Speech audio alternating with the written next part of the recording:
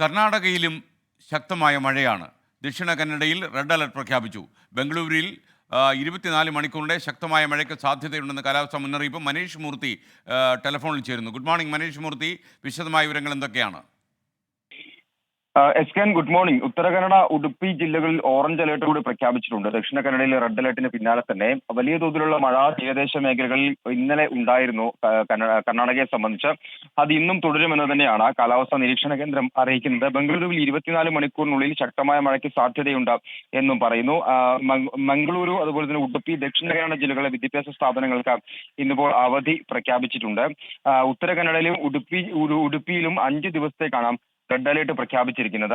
തീരദേശ മേഖലകളിൽ കഴിഞ്ഞ 36 മണിക്കൂറിനുള്ളിൽ സീസണിലെ റെക്കോർഡ് മഴയാണ് രേഖപ്പെടുത്തിയത് എന്ന് കാലാവസ്ഥാ നിരീക്ഷണ കേന്ദ്രം പറയുന്നു. 150 മുതൽ 152 മില്ലിമീറ്റർ വരെയാണ് കഴിഞ്ഞ 36 മണിക്കൂറിൽ വലിയ തോതിലുള്ള മഴ തന്നെയാണ് അവിടെ രേഖപ്പെടുത്തിയിരിക്കുന്നത്.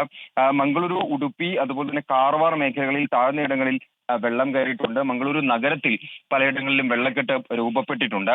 ഉടുപ്പിയിൽ SDF-ന്റെയും അതുപോലെ തന്നെ NDRF-ന്റെയും സംഘങ്ങൾ ക്യാമ്പ് ചെയ്യുന്നുണ്ട്. അവിടെയുള്ള ആളുകളെ, അതായത് താഴ്ന്ന പ്രദേശങ്ങളിലുള്ള ആളുകളെയൊക്കെ മാറ്റിപ്പാർപ്പിക്കുന്നതിന് വേണ്ടിയുള്ള ക്രമീകരണങ്ങളെല്ലാം തന്നെ അവിടെ ഒരുക്കിയിട്ടുണ്ട് എന്നുള്ളതാണ് നമുക്ക് മനസ്സിലാക്കാൻ സാധിക്കുന്നത്. ഉടുപ്പിയിലും സിർസിയിലും യെല്ലാപ്പൂർ, സിദ്ധാപൂർ, മലനാട് മേഖലകളിൽ ദുരിതാശ്വാസ ക്യാമ്പുകളും തുറന്നിട്ടുണ്ട്. ആ രീതിയിലാണ് എന്തായാലും ദക്ഷിണ കന്നഡ, പ്രത്യേകിച്ചും കർണാടകയിലെ തീരദേശ മേഖലയിലെ ഒരു അവസ്ഥ എന്ന് പറയുന്നത്. ബംഗളൂരു നഗരത്തിൽ 24 മണിക്കൂറിനുള്ളിൽ ശക്തമായ മഴയ്ക്ക് സാധ്യതയുണ്ടെന്ന അലേർട്ടുമുണ്ട്. Thank you.